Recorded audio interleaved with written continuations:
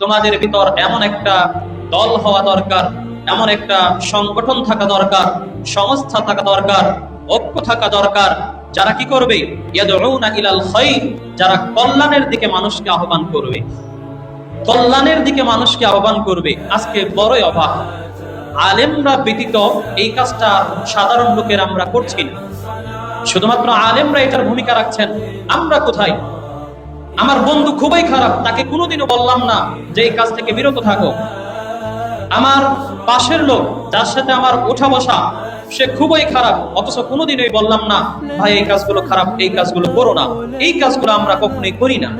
আমি যার সাথে চলাফেরা করছি, ওঠা বসা করছি, সে সম্পূর্ণটাই অনইসলামিক, অথচ আমরা তার সাথে দিন রাত 24 ঘন্টায় কাটাচ্ছি, অথচ একটিবারও তাদেরকে কল্যাণের দিকে ডাকছি না। তাহলে আমি আপনি এই আয়াতের দায়িত্বটা কিভাবে পালন করলাম, আদেশটা কিভাবে পালন করলাম? যেখানে আল্লাহ তাআলা বললেন ইয়াদউনা ইলাল খায়র, তারা কল্যাণের দিকে মানুষকে ডাক দিবে, আহ্বান করবে। শুধুমাত্র আলেমদের উপর দায়িত্ব দিয়ে রাখলাম আর আমরা নাকে তেল দিয়ে ঘুমাইলাম। জান্নাত কি এত সহজ? জান্নাত কি এত সহজ?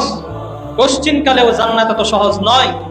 যদি জান্নাত এতই সহজ থাকতো তাহলে প্রত্যেকেই স্বাভাবিকভাবে জান্নাতে চলে যেতেন।